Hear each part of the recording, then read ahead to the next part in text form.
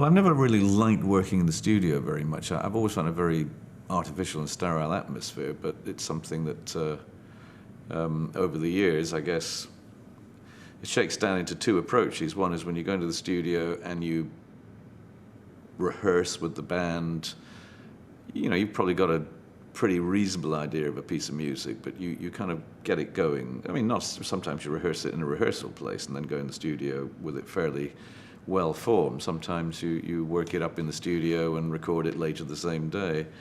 But it's a band performance, and it's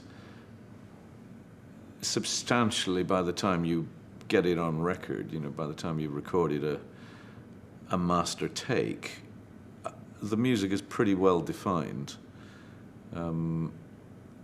But the other way of doing it is when I just go in the studio by myself and record essentially the song with the instruments I play and, with vocals or flute or whatever it's got on it. And then the other guys will come in to overlay their parts on what essentially is the song.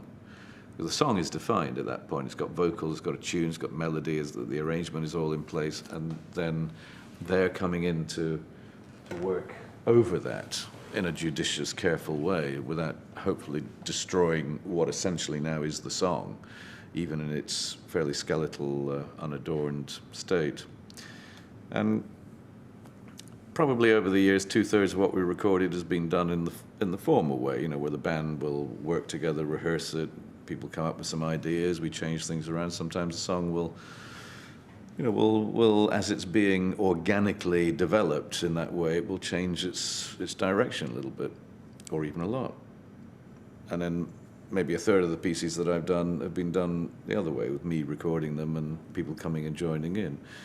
Take the Aqualung album, for example, probably would sum up that precisely. That there's 11 tracks on the album. I would guess about 1/3 of them, were just me, and the other guys came and added some stuff, and the others were, to some extent or another, were kind of rehearsed and played together before we actually put the red light on and attempted to roll tape.